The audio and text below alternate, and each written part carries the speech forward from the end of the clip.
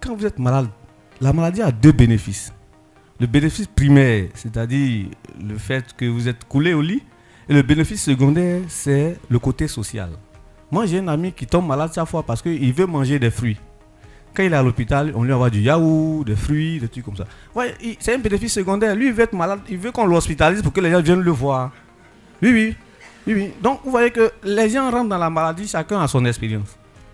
Donc, séparer ces éléments-là, ça prête un peu à la confusion. Un naturopérapeute, effectivement, vous aussi, on vous considère comme médecine alternative. C'est pour ça que j'aime pas ce mot-là. Médecine alternative. Pourtant, vous avez guéri quelqu'un par la bouffe, en utilisant simplement un régime végétarien, des légumes. Vous voyez, la dame a été soulagée, son poids est parti, voilà. Elle se sent mieux à l'aise. Ouais. Donc, la naturothérapie est aussi efficace. C'est pour ça que j'encourage les gens et je remercie encore davantage cette ONG-là pour nous avoir ouvert cet esprit, en tout cas ce forum, pour nous aider à nous soigner correctement. Alors, Monseigneur disait que la transmission, effectivement, se fait de génération en génération.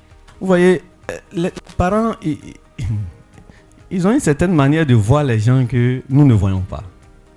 Il a plusieurs enfants. Mais quand il vous scrute, c'est qu'il vous scanne.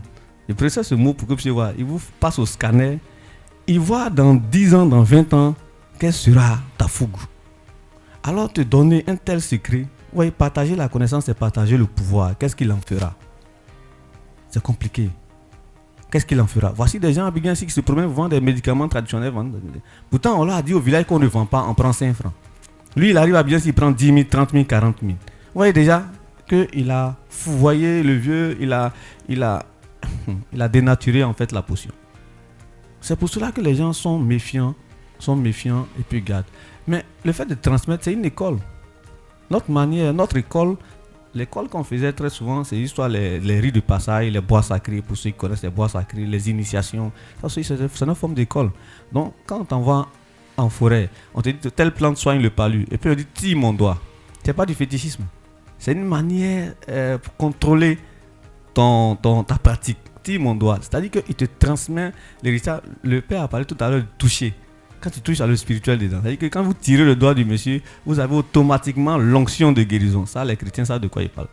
Vous avez automatiquement l'onction de guérison. Et vous pouvez recueillir ces plantes et soigner la même maladie également, comme le père faisait. Enfin, le père qui vous a aidé.